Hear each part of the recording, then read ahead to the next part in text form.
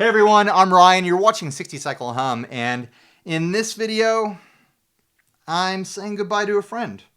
I'm saying goodbye to a guitar, obviously, that's what I'm holding. I'm saying goodbye to a wonderfully, beautifully weird piece of eye candy, the Pure Salem Creep.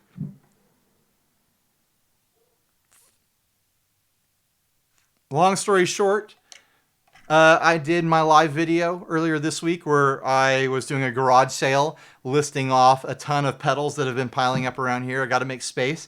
And someone commented, hey Ryan, if you're trying to make space, if you ever think about selling the Creep, let me know.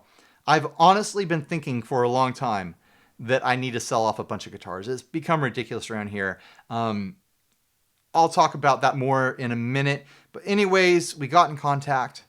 We came to an arrangement, we agreed on a price, we agreed on our terms, hands were shook, and as soon as this video is done, I'm packing it up and I'm shipping it out.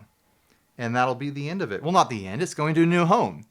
It's going to have a new mommy and daddy somewhere who will play it and take care of it and love it, probably more than I'm getting the opportunity to right now. So anyways, why am I selling off guitars? Especially this guitar. I mean, a guitar that is so weird and wonderful. It's deeply in my wheelhouse of taste. Why would I sell this thing off? There's a bunch of different points to be made. This is my job. This is what I do for a living. Making videos about guitars and, pedals, amps, whatever. It is part of the job to constantly be covering new equipment. I've got to have more of a revolving door mentality to a certain percentage of my collection. I can't let this be a museum. It's not fair to me. It's not fair to the guitars. It's not fair to you, the viewer. I've got to have new stuff coming through. Also, it's just become ridiculous. In this room, this is a garage, by the way. I'm in a garage right now. There are 30 guitars in here. And I've got more in the house. I probably have 35 to 40 guitars, not counting ukuleles, in my house. That's ridiculous. It's too much. I'm not a hoarder. I don't want to hoard stuff. I don't want a museum. I said that earlier. I want to have a more compact collection of guitars that represent guitars I can't sell because of their intrinsic value, and guitars that just make sense for the content that I make on this channel. And everything else has to be a rotating position. It just has to be. My goal right now is to try to get this room, the garage, the studio, whatever you want to call it, down to a maximum of 20 guitars. And then maybe even take it down to 15. I want to limit it below 20 guitars for this room. So I've got to sell or move 10 guitars that are in here. That's, a third of the guitars I have in this room. That is kind of a daunting thing to think about. By the way, this isn't, my wife or anyone else in my family, telling me I need to make room. This is me. I feel weird having this many instruments around. It doesn't seem right. I feel bad about it.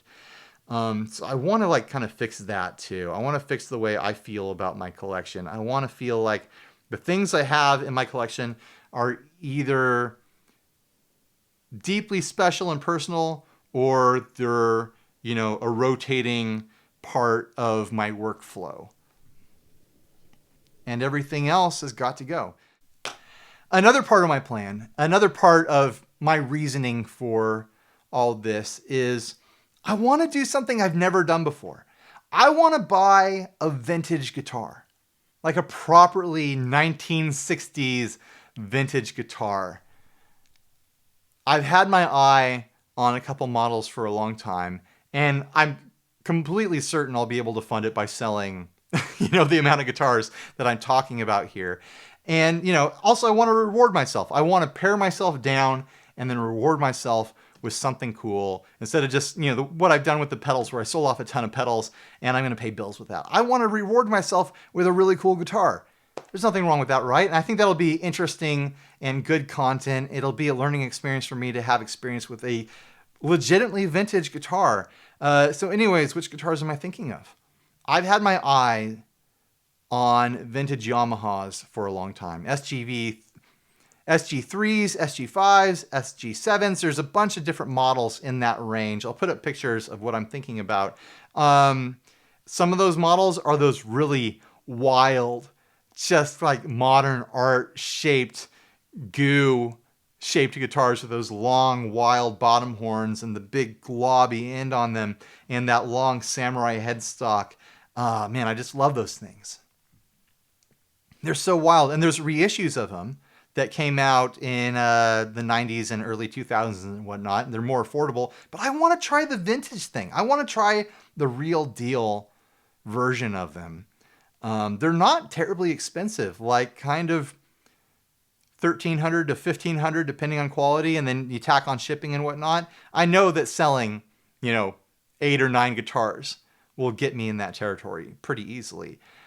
Also, there's the model that is the guitar that Link Wray played. I'm pretty sure that's the SG3.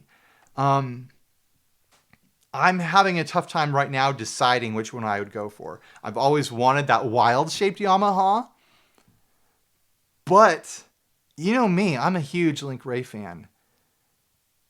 It would be amazing to experience the guitar that was, his guitar for a big part of his career. It's not the only guitar he ever played, but he played it a lot.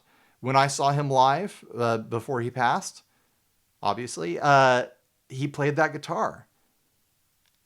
And these vintage guitars aren't ridiculously priced. I can make it happen. I just need to figure out which one. So anyways, I've got some big decisions to make. Which guitars do you think I should sell? A lot of you are intimately familiar with my entire collection. If you think there's something that I don't need, comment down below. Even if, you're doing it for personal reasons and you want to buy it or whatever. You never know. Maybe we'll come to an arrangement. What do you think about the vintage guitars that I'm looking at? Do you have any experience with those? Do you have anything to, warn me about, or any tips to steer me in the right direction? Do you have other guitars in mind that you think I should look at instead? I'd love to have like a vintage Mosrite someday. Another vintage guitar that is not too far out of the realm of affordability. I mean, they're more expensive than the Yamahas. They tend to float around like $3,000 to $4,000, but in the grand scheme of things, that's, way better priced than trying to buy a 60s Gibson, a 60s Fender, something like that. So that's something I've thought about before. But anyways, thanks for watching. Thanks for sitting through my little rant with me. I'm going to play out and say goodbye to the creep here at the end. And you know what? Stay grounded. Bye, everybody.